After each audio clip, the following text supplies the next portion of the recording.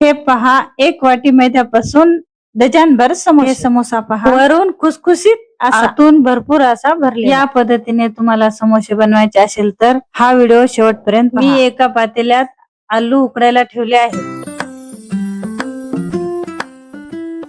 मी आता इथे एक वाटी मैदा घेतली, पाव चमच इथे ओवा घेतला, हातावर चोळून छान असा ऍड करते.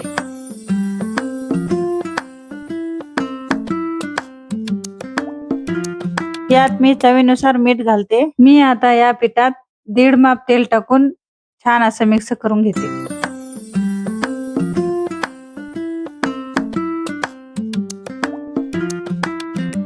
हे पहा, छान असा गोळा तयार झाला पाहिजे.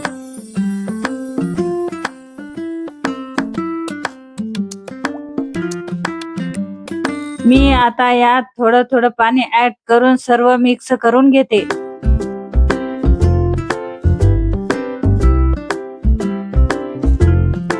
हे पहा, मी छान असा पिठाचा गोळा एकजीव करून घेतला आहे. मी आता या पिठाला 15 मिनिटाकरता झाकून ठेवते. उकडलेले आलू मी आता सोलून घेते.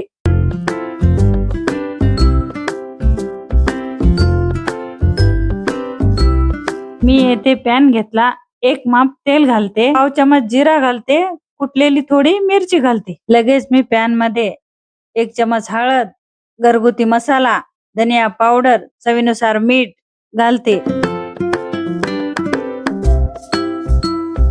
थोडं त्यावर लाल तिखट घालून सर्व मसाला मिक्स करून घेते.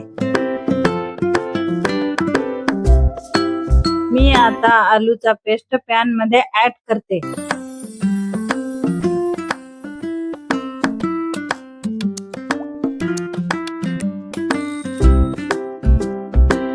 मी आता समोश्याचं पान बनवित आहे, तुम्ही पाहू शकता.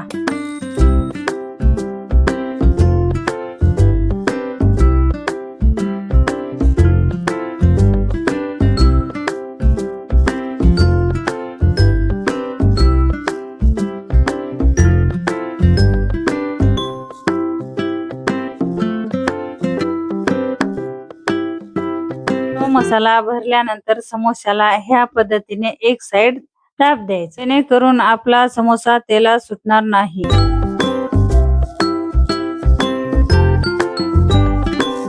मी आता समोसे कमी गॅसवर तळून घेते.